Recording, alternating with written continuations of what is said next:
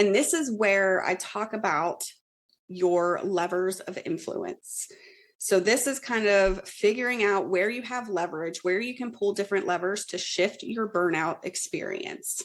And each of these levers gives you a different degree of control depending on where burnout is showing up for you. So at the center is you. This is the one that you have the control over the most, right? You can control your habits. You work on your mindset. You can determine your personal energy management. Then you have your support.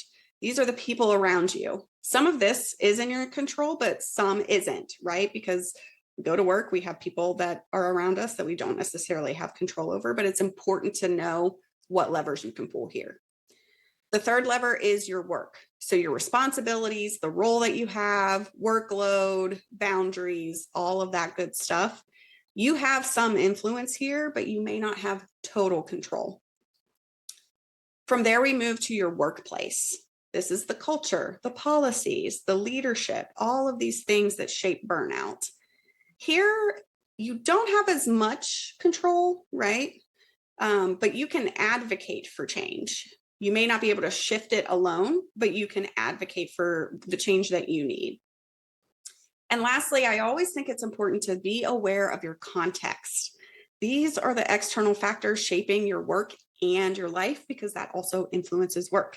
So think industry trends, think the economy, the political environment, your personal life circumstances. All of that stuff really gets to you. So you have to be aware of it. Now, you have the least control here, but you can adapt to how you respond. And I think it's very important to recognize that these exist. Now, each of these levers play a role in burnout. So some you can shift immediately, like we talked about, while others take a little bit more time, advocacy, or maybe even a bigger career decision to change. But the key is to know which lever to pull first.